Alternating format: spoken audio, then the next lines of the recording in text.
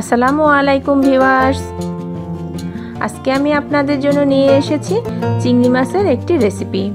আমরা কিন্তু নরমালি চিংড়ি মাছ ভুনা অথবা চিংড়ি মাছের মালাইকারি খেয়ে থাকি, কিন্তু আজকে আমি একটু ভিন্নভাবে এই রেসিপিটি করেছি, আর সেটা হচ্ছে ভাপা চিংড়ি। আর এই রান্নাটা আমার মায়ের হাতের খুবই মজার এবং খুবই স্পেশাল একটি রান্না। আর এখন আমি এই রান্নাগুলো করে আমি আমার বাচ্চাদের খাওয়াই, তারাও ভীষণ পছন্দ করে, তাই আপনাদের সাথে আমি এই রান্নাটি শেয়ার করব। এখানে আমি কিছু চিংড়ি মাছ নিয়েছি, একটু বড় সাইজের চিংড়ি নিতে হবে। কেজিতে 17টা বা 18টা চিংড়ি ওঠে, এই টাইপের চিংড়িগুলো নিলে ভালো হয়, এবং চিংড়ি মাছটা একটু ফ্রেশ নেওয়ার চেষ্টা করবেন। তো এই চিংড়ি মাছটা আমি ধুয়ে পরিষ্কার করে এবং খোসা ছাড়িয়ে ফেলবো। তো এভাবে আপনারা খোসাটা বাদ দিয়ে নেবেন। আমার দুটি চিংড়ির মধ্যে একটু ডিম আছে, তাই দুটি চিংড়ির খোসাটা আমি রেখে দিয়েছি। তো এখানে আমি যেসব মশলা ব্যবহার করেছি তার মধ্যে রয়েছে নারকেল বাটা। এখানে আমি 2 টেবিল চামচের মতো নারকেল বাটা নিয়েছি। নারকেলটা কিন্তু খুবই মিহি করে বাটতে হবে, আপনারা ব্লেন্ডারেও ব্লেন্ড করে নিতে পারেন। এবং এখানে পেঁয়াজ বাটা নিয়েছি। এখানে আমি কিন্তু কোনো কুচানো পেঁয়াজ ব্যবহার করব না, তাই পেঁয়াজ বাটাটা একটু বেশি নিতে হবে। এখানে আমি আধা কাপের মতো পেঁয়াজ বাটা নিয়েছি, আর নিয়েছি 1 চা চামচ আদা বাটা, নিয়েছি স্বাদ মতো লবণ, আর নিয়েছি শুকনো মরিচের গুঁড়ো 2 চা চামচ। এটা অবশ্যই আপনারা যেমন ঝাল খাবেন তার উপরে নির্ভর করে দিবেন। আর হলুদ নিয়েছি আধা চা চামচের মতো। আর এই মাছটা আমি মাখিয়ে রান্না করব, যেহেতু ভাপে হলুদ কিন্তু বেশি দেয়া যাবে না, তাহলে গন্ধ আসতে পারে। আর এখানে আমি জিরা বাটা নিয়েছি 2 চা চামচের মতো।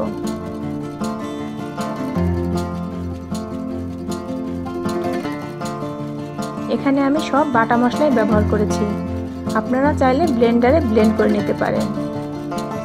তো আমি সব মশলাগুলো দিয়ে দিচ্ছি একটা পাত্রের মধ্যে।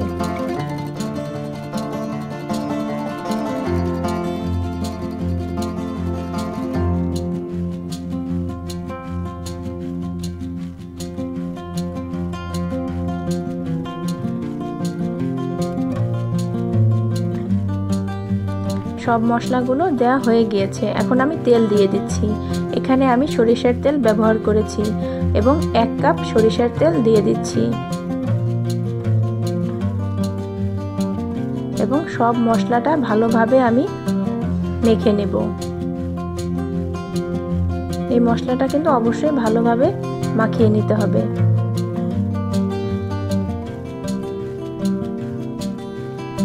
এবার আমি চিংড়ি মাছগুলো দিয়ে দিচ্ছি।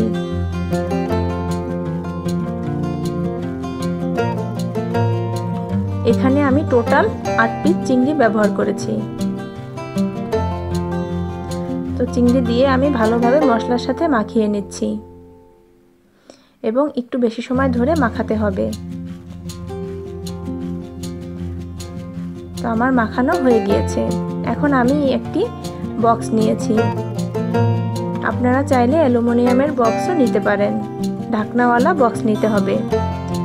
এবং চিংড়ি মাছগুলো আমি সুন্দরভাবে সেট করে দিচ্ছি। সব চিংড়িগুলো দেওয়া হয়ে গেলে যে মশলা অবশিষ্ট থাকবে সেই মশলাগুলো আমি সবগুলো দিয়ে দিচ্ছি মাছের উপরে। এভাবে যখন মশলা দেয়া হয়ে যাবে তখন আমরা ভালোভাবে বক্সটা একটু ঝাঁকিয়ে দেব, তাহলে কোনায় কোনায় মশলা পৌঁছে যাবে এবং মাছের গায়েও মশলা লেগে থাকবে। তো আমি কয়েকটা আস্ত কাঁচামরিচ দিয়ে দিচ্ছি ফ্লেভারের জন্য, এবং বক্সের মুখটি আটকিয়ে দিচ্ছি। তো এখানে আমি একটি কড়াই নিয়েছি এবং তার মধ্যে পানি দিয়েছি এবং একটি স্ট্যান্ড বসিয়ে দিচ্ছি। এখন এই বক্সটি আমি বসিয়ে দেব, এবং এমনভাবে বসাবো যেন বক্সের 3 ভাগের 1 ভাগ পানিতে ডুবে থাকে।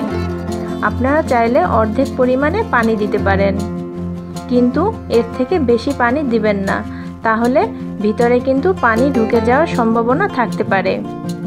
তো এভাবে বসিয়ে আমি চুলাটা অন করে দেব এবং একটি ঢাকনা দিয়ে ঢেকে দেব। এবং প্রথমে আমরা একটু জোরে তাপ দিয়ে পানিটা ফুটিয়ে নেব এবং তারপরে 30 মিনিটের মতো লো আঁচে আমরা রান্না করব। জাস্ট পানিটা ফুটবে।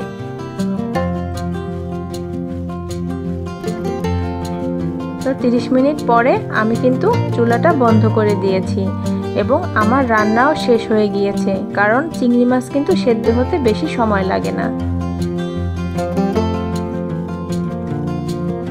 তো দেখুন কতটা সুন্দর কালার এসেছে এবং উপর থেকে কিন্তু বোঝাই যাচ্ছে না যে এর মধ্যে কোনো পানি আছে। একদম সম্পূর্ণটাই কিন্তু শুকনো দেখা যাচ্ছে এবং চিংড়ি মাছও কিন্তু সেদ্ধ হয়ে গিয়েছে। আর 30 মিনিট কিন্তু যথেষ্ট সময় চিংড়ি মাছ সেদ্ধ হওয়ার জন্য।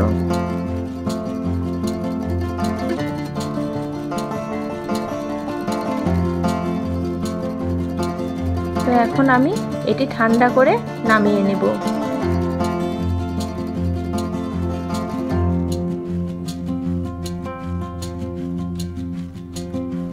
তো আমার চিংড়ি মাছ ঠান্ডা হয়ে গিয়েছে।